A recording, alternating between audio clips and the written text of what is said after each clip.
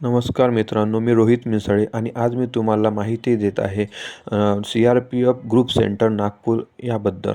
सर्वप्रथम तुम्हाला इथे पोहोचण्यासाठी सरळ बर्डीच्या बसस्टॉपला जायचे आहे. बर्डीच्या बसस्टॉपवरून मेट्रो पकडायची आहे. मेट्रोला पकडून सरळ लोकमान्य टिळक हे तिकीट काढून सरळ लास्ट स्टॉपला जायचं आहे. तिथे पोहोचल्यानंतर तुम्हाला स्टेशनच्या बाहेर निघाल्यास लेफ्ट साईडला CRPFकडे जाण्याचा मार्ग दिसेल.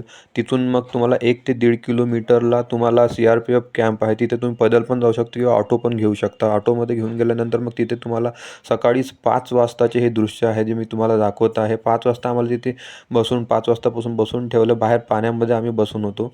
त्यानंतर तिथून तुम्हाला तुमचं हॉल तिकीट आणि आधार कार्ड चेक करतात. तिथे मग तुम्हाला एंट्री देतात.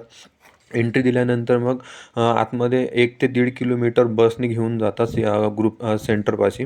तिथे घेऊन गेल्यानंतर मग तुम्हाला 1-1.5 तास परत बसून ठेवतात. बसून ठेवल्यानंतर मग हॉलमध्ये नेतात. हॉलमध्ये तुम्हाला मग तुमचं डॉक्युमेंट वगैरे डॉक्युमेंट बघतात. त्यानंतर 3-4 प्रकारचे फॉर्म भरून घेतात. फॉर्म भरून झाल्यानंतर मग तुम्हाला तिकडे दुसरीकडे बायोमेट्रिकसाठी नेले जाते. बायोमेट्रिकमध्ये तुमच्यावाले थंब आणि फोटो वगैरे स्कॅन करून घेतात. फोटो स्कॅन झाल्यानंतर मग तुम्हाला हाईट, चेस्ट आणि वजन मोजण्यासाठी नेतात. हाईट, चेस्ट आणि वजन मोजल्यानंतर परत 1-1.5 तास बसवतात. 1-1.5 तास बसवल्यानंतर मग तुम्हाला 5 किलोमीटरसाठी सोडतात. 5 किलोमीटरचं ग्राउंड खूप चांगलं आहे. स्टार्टिंगला चढ लागतो. 2 राऊंड आहे 2.5 किलोमीटरचे.